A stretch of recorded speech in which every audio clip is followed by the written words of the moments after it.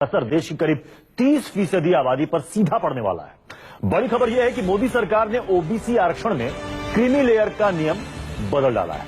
OBC category के अंदर आने वाले लोगों में से बड़ी संख्या में अब लोगों को ओबीसी आरक्षण का लाभ नहीं दिया जा रहा है, क्योंकि केंद्र ने ओबीसी क्रीमी लेयर की परिभाषा बदल डाली है। इसका सबसे पहला असर सिविल सर्विस की परीक्षा पास कर चुके उन 314 ओबीसी छात्रों पर पड़ा है, जिनमें से कई छात्रों को अब सरकार ने ओबीसी कोटे के तहत आरक्षण देने से मना कर दिया है। ऐसे दर्जनों छात्रों का नाम डीओपीटी को भेजी गई लिस्ट में से गायब है, जिन्होंने ओबीसी आरक्षण के तहत परीक्षा पास की थी। देश की सबसे प्रतिष्ठित नौकरी आईएएस में सेलेक्ट होने के बाद कोई अजमेर की दरगाह पर दुआएं मांग रहा है, तो कोई पिछड़ा वर्ग आयोग में अर्जी लगा रहा है। ओबीसी कैटेगरी में सेलेक्ट हुए कुछ छात्रों का भविष्य अधर में लटक गया है। सबसे अचरज की बात तो ये कि कुछ ओबीसी कैटेगरी के छात्र ऐसे भी हैं जो मोदी सरकार के फैसले से बेरोजगार हो जाएंगे। हम आपको बताएं कि हुआ क्या है, उससे पहले ये बताते हैं कि पूरा मामला क्या है। 2015 की यूपीएससी से होने वाली सिविल सर्विसेज की परीक्षा में कुल 1078 परीक्षार्थी सफल घोषित हुए, जिसमें 314 ओबीसी कैटेगरी के छात्र भी सफल थे। यूपीएससी ने सफल हुए छात्रों की लिस्ट केंद्रीय कार्मिक मंत्रालय को सर्विस अलॉटमेंट के लिए भेज दी, जैसा आज तक होता आया है।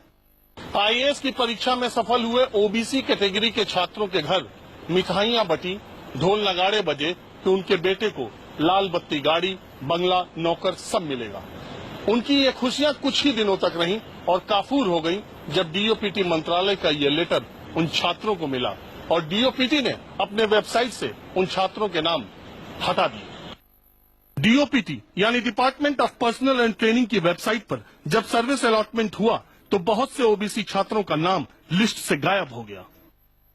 जैसे मैं आपको दिखाता हूँ, 345 नंबर की जो मेरिट लिस्ट में जिसका नाम था 345 मेरिट लिस्ट के बच्चे को यहाँ पे सर्विस अलॉट की गई है, वो आईआरएस अलॉट हुई है। 300 इसके बाद 346 नंबर का जो इसमें उम्मीदवार है जो पिछड़े वर्ग से आता था, जिसको क्रीमी लेयर की वजह से बाहर कर दिया गया, उसका मेरिट लिस्ट में नाम कतई नहीं है।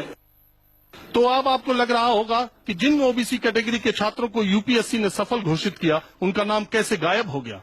दरअसल मोदी सरकार ने इस बार नई शुरुआत करते हुए ओबीसी कैटेगरी में क्रीमी लेयर की परिभाषा बदल दी है। मोदी सरकार के नए नियम के मुताबिक अब 6 लाख रुपए से ज्यादा सालाना वेतन पाने वाले लोगों को क्रीमी लेयर में रख दिया गया है और उनको आरक्षण का लाभ देने से मना कर दिया। इसकी वजह से बैंक,